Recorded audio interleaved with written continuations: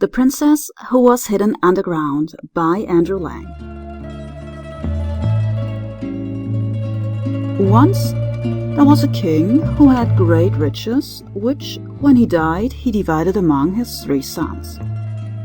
The 2 eldest of these lived in rioting and feasting, and thus wasted and squandered their father's wealth till nothing remained, and they found themselves in want and misery. The youngest of the 3 sons, on the contrary, made good use of his portion. He married a wife, and soon they had a most beautiful daughter, for whom, when she was grown up, he caused a great palace to be built underground, and then killed the architect who had built it.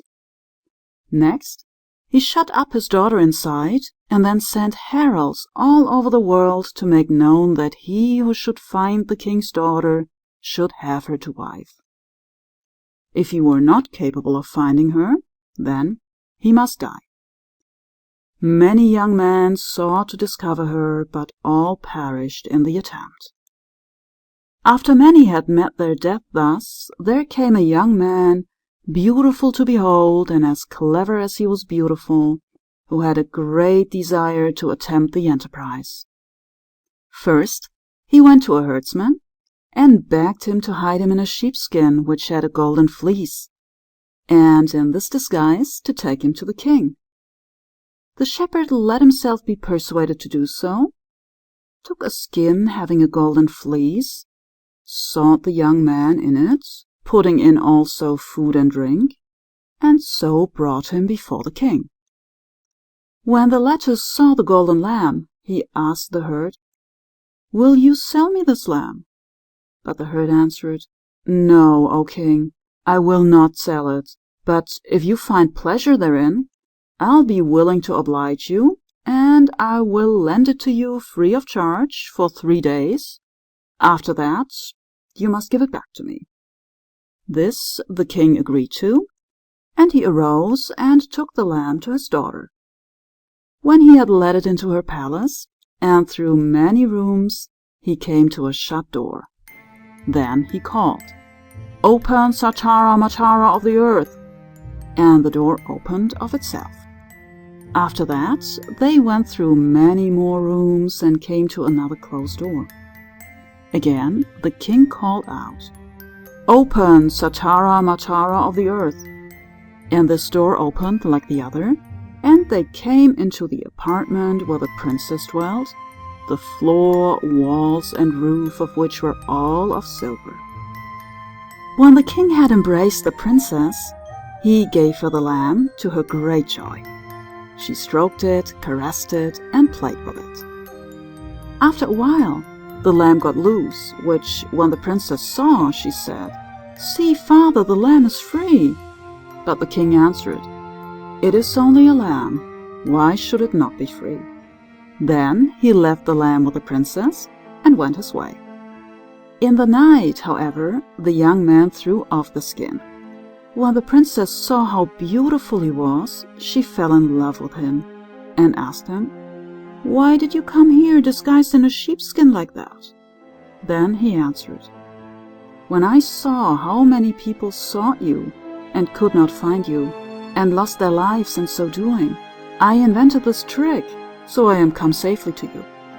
The princess exclaimed, "You have done well so to do, but you must know that your wager is not yet won, for my father will change me and my maidens into ducks, and will ask you, 'Which of these ducks is the princess?'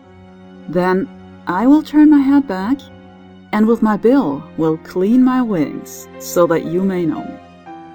When they had spent 3 days together, chatting and caressing one another, the herd came back to the king and demanded his lamb. Then the king went to his daughter to bring it away, which troubled the princess very much, for she said they had played so nicely together. But the king said, "I cannot leave it with you, my daughter, for it is only lent to me." So he took it away with him and gave it back to the shepherd. Then the young man threw the skin from off him and went to the king, saying, "Sire, I am persuaded I can find your daughter." When the king saw how handsome he was, he said, "My lad, I have pity on your youth.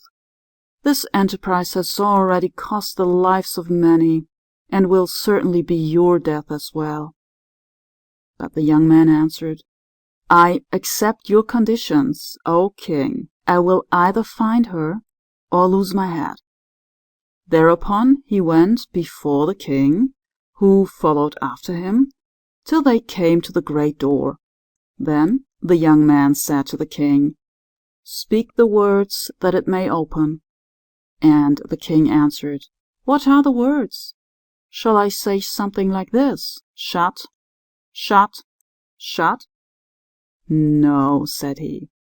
"Say, 'Open, Satara Matara of the earth.'" When the king had so said, the door opened of itself, and they went in, while the king gnawed his moustache in anger. Then they came to the second door, where the same thing happened as the first, and they went in and found the princess. Then spoke the king and said, "Yes, truly, you have found the princess. Now I will turn her, as well as her maidens, into ducks. And if you can guess which of these ducks is my daughter, then you shall have her to wife." And immediately the king changed all the maidens into ducks, and he drove them before the young man, and said, "Now show me which is my daughter." Then the princess, according to their understanding, began to clean her wings with her bill, and the lad said, "She who cleans her wings is the princess." Now the king could do nothing more but give her to the young man to wife, and they lived together in great joy and happiness.